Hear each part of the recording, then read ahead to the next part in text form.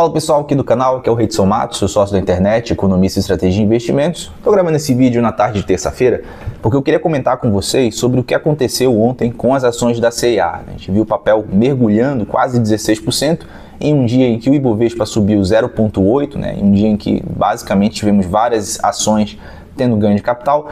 Só que não foi um evento isolado, nós também vimos outras ações como Lojas Renner, Guararapes, Asas também tendo um dia negativo, porém as ações da C&A foi a única do setor que teve uma queda acima de 2 dígitos, enquanto as outras tiveram quedas entre 1% e 2%. Então, para te explicar o que aconteceu e sobre o que o mercado está olhando diante desse movimento e principalmente falar se isso aqui faz sentido, se isso aqui não seria uma oportunidade ou meramente uma armadilha para quem está pensando em se posicionar. Então é tudo isso que eu quero comentar nesse vídeo, mas antes da gente começar, de praxe, já te peço para se inscrever no canal, compartilhar o vídeo, ativa o sino das notificações, curte, comenta, compartilha, porque isso aqui vai ajudar a nossa mensagem a se espalhar aqui pela plataforma, tá? Eu sei que isso não te custa nada se inscrever aqui, mas para mim é o que me mantém vivo aqui no YouTube. Então vamos falar primeiramente das causas que podem ter feito as ações do setor como um todo performarem mal, A gente está falando de uma empresa que acabou de viver o seu quarto trimestre, o trimestre mais forte para o segmento como um todo, O setor é o trimestre em que a gente tem mais datas comemorativas, a gente tem Black Friday, a gente tem Natal, a gente tem Ano Novo, então basicamente é a zona, o período do ano em que as pessoas mais consomem moda, porque ou vão presentear, ou vão melhorar o look para festa de fim de ano, vão dar de presente, então existem N motivos que levam as pessoas a ter esse comportamento sazonal. O fato é que alguns indícios tem demonstrado que esse quarto trimestre pode ter sido um pouco diferente do que a gente esperava, Então a gente teve dados de concessão de crédito que mostravam uma redução de 6% na concessão de crédito até novembro versus o ano anterior. Isso aqui já tinha me acendido um alerta amarelo, de que alguma coisa de errado poderia acontecer com um varejo específico, mas ontem o que circulou no mercado, principalmente nos grupos de mercado, foi uma suposta conversa que algum sell-side teve com a equipe de RI da C&A, em que foi divulgado ou apresentado pela C&A um comentário de que o último trimestre ele não foi exatamente aquilo que os bancos estavam esperando, Então, um crescimento grande de same-store sales, de vendas das mesmas lojas, a empresa vendendo bastante, antecipando bastante crédito, então fazendo a máquina em si girar. Essa hipótese em si, ela foi frustrada e aí essa equipe de sell-side então começou a estimar que o System Store Sales da C&A nesse último trimestre seria, não vou dizer que desastroso, mas seria basicamente flat, Nós não teríamos nenhum tipo de crescimento contratado. Além disso, semanas antes a gente também teve ali, no caso em dezembro, a venda de uma participação relevante do controlador da C&A, Ele basicamente vendeu 20% do capital dele da empresa, ele reduziu a participação dele para 30%. Esse movimento, embora já era bastante conhecido entre alguns participantes do mercado, então porque o controlador em si já tinha essa intenção de vender uma parcela das suas ações sem que ele perdesse o controle, porque ele mantém o controle. Isso aqui já vinha de vários anos e acabou que foi concretizado em dezembro, Então, diante dessa venda de um controlador e um momento em que as vendas aparentemente foram piores do que o mercado esperava, tudo isso gerou meio que um efeito rebote sobre as ações da C&A, e isso aqui explica seria o primeiro vetor que explica o porquê que as ações caíram tão mais do que o restante do setor, E aí só para falar, tenho aqui na tela o desempenho das ações ontem. Enquanto C&A fechou o dia com queda de 15,7% nas ações, nós tivemos aqui Lojas Renner tendo queda de 2,9%, Guararapes queda de 1,73% e Asas queda de 1,30%. Portanto, foi desproporcional o que o mercado fez com as ações da C&A. Então, diante dessa venda do controlador, que já tinha meio que divulgado que faria isso, e também dessa notícia de que o RI está estimando, ou melhor, está sinalizando um System Storm Sales mais fraco nesse último trimestre, isso meio que criou uma tempestade perfeita no mercado, em um momento um pouco mais sensível de baixa liquidez, e isso fez uma espécie de sentimento de aversão a risco maior para as ações da C&A. Agora, a pergunta que fica faz sentido a gente esperar que a C&A tenha um futuro pior do que o restante do mercado?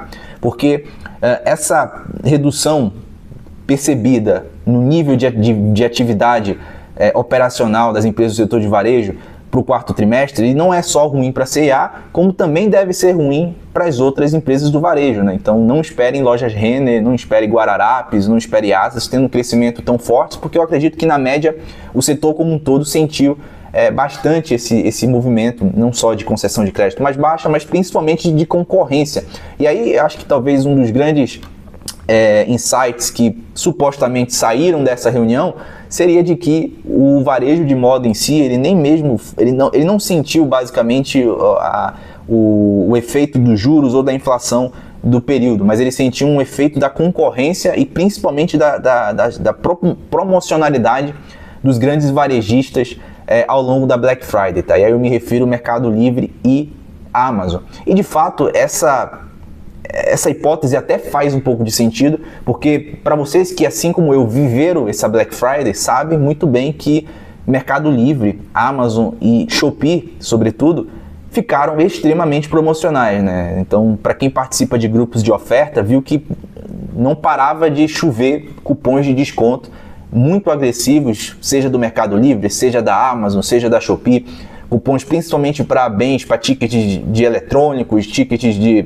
perfumaria, artigos de fato com ticket médio mais alto. Então o fato é que, dado essa concorrência maior desses grandes varejistas com outros níveis de produtos e essa promocionalidade inteira, acabou que uma parcela dos recursos que seriam disponibilizados para comprar moda se inverteu para comprar outros itens necessários também na cesta dos consumidores, né? Teve gente que trocou celular, teve gente que comprou perfume, teve gente que comprou viagem, teve gente que comprou artigos para casa. Então, por conta dessa concorrência e dessa escassez aqui de renda dos trabalhadores, então, de fato, isso fez com que também o ímpeto para o varejo de moda como um todo fosse pior ao longo desse quarto trimestre. Então, eu sinceramente não acredito que apenas C&A vai apresentar um resultado ruim nesse quarto tri. Eu acho que isso aqui vai ser uma tendência que a gente vai ver em vários outros balanços, né?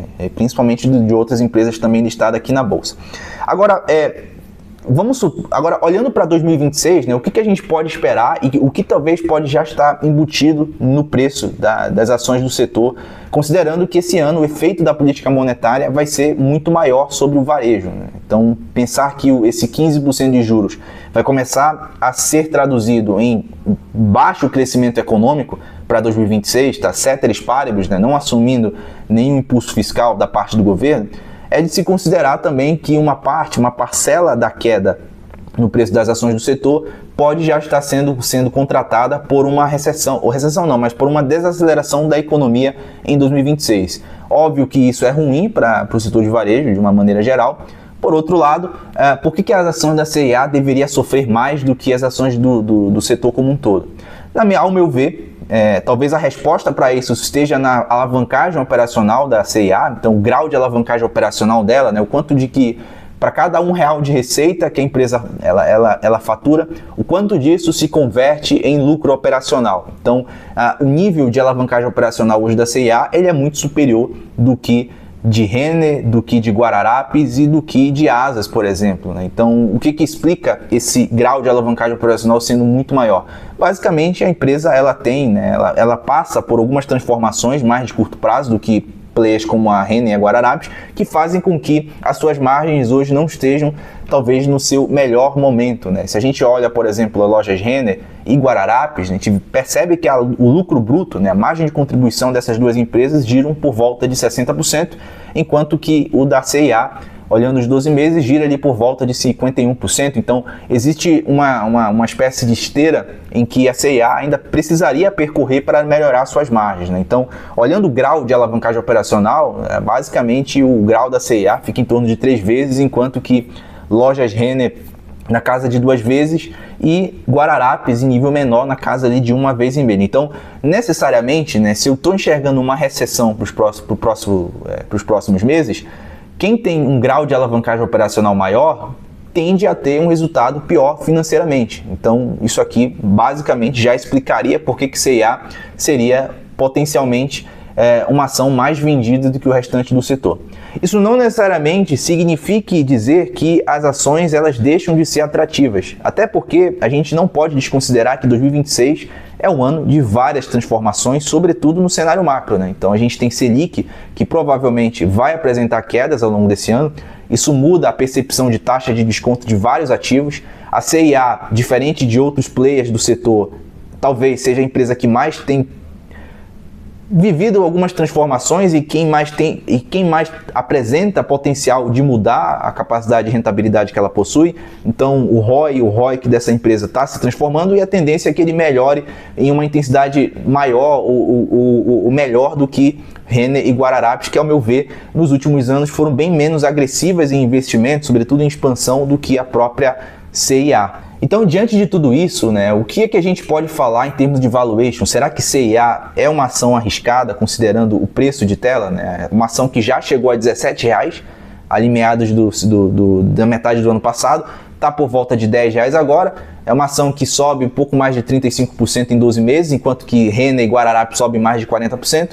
E embora, mesmo com uma performance acima do Ibovespa, quando a gente olha em termos de valuation, a CIA ela não é uma empresa cara, né? O valuation em si da CIA é um valuation barato, e eu vou mostrar isso para vocês. Coloco aqui na sua tela esse trabalho feito aqui pelo Max Bohm, analista da NMS Research, onde ele faz basicamente uma análise de sensibilidade para entender qual que é o valuation da CIA frente a possíveis cenários para 2026. E aí, nessa leitura, né, o que nós teríamos hoje nas ações da CIA seria um EV/EBITDA abaixo de 3 vezes, se a gente considera, por exemplo, um lucro líquido de 1,2 bilhões, um cenário base, inclusive, bastante conservador, né? A empresa ela já fez mais que isso em 2024, mas mesmo se a gente estressar, né, vamos supor que o EBITDA da CIA sofra bastante com uma desaceleração da economia, alavancagem operacional grande, isso aqui saia de 1,2 e chegue a 1 bilhão. Né? Então, mesmo a CIA fazendo 1 bilhão,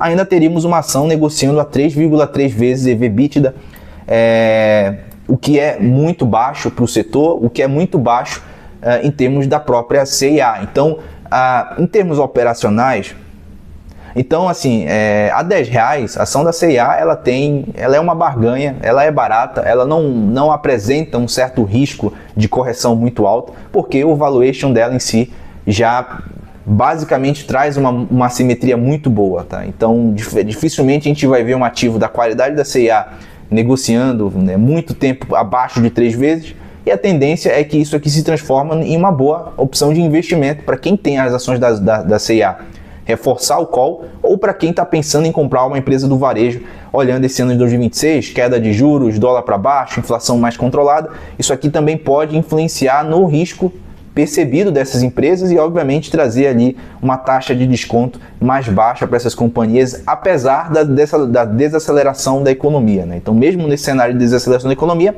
isso não necessariamente represente que não necessariamente signifique que as ações elas vão sofrer, né? Elas podem inclusive andar nesse período por conta do risco percebido ser menor por essas mudanças aqui de cenário macro. Agora, é uma empresa que hoje apresenta um endividamento líquido baixíssimo, né? A gente tem uma alavancagem da CIA por volta de 0,1 vez, ela sai de 1 vez ali no começo de 2024, termina e basicamente vai terminar o ano próxima de 0 a 0, então não é uma empresa alavancada.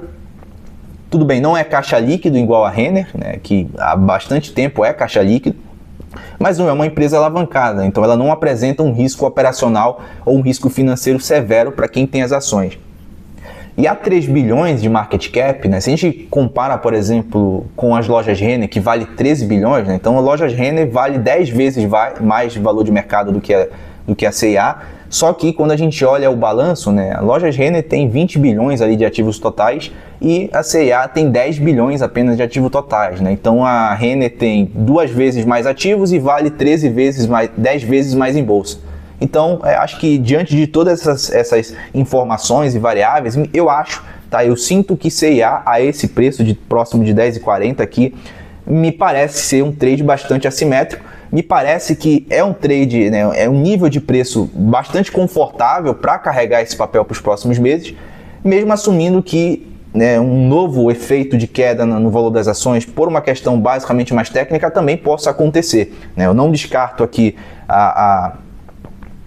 o efeito psicológico que pode fazer, ou ainda faz na cabeça de alguns investidores, por conta do controlador reduzindo sua posição, mas eu já entendo que isso era um movimento que ele já esperava fazer há bastante tempo, mas basicamente estava apenas assumindo ou esperando as ações subirem mais, né? E de fato, quando as ações atingiram ali o seu valor próximo das máximas, o controlador começou a vender, a reduzir a exposição, né, dentro do seu ativo, das ações da C&A. Então, olhando para frente, vejo esse movimento de ontem como um movimento extremamente exagerado. Acredito que a 3 vezes de EV/EBITDA C&A B3 é uma barganha na bolsa e sim, considero como sendo um bom investimento para montar posição ou mesmo para aumentar, aproveitando essa queda de ontem, tá? Mas agora eu quero ouvir você. O que você acha? O que você pensa? Comenta aí, se inscreve no canal. Obrigado demais pela sua audiência, um forte abraço e até a próxima, se Deus quiser.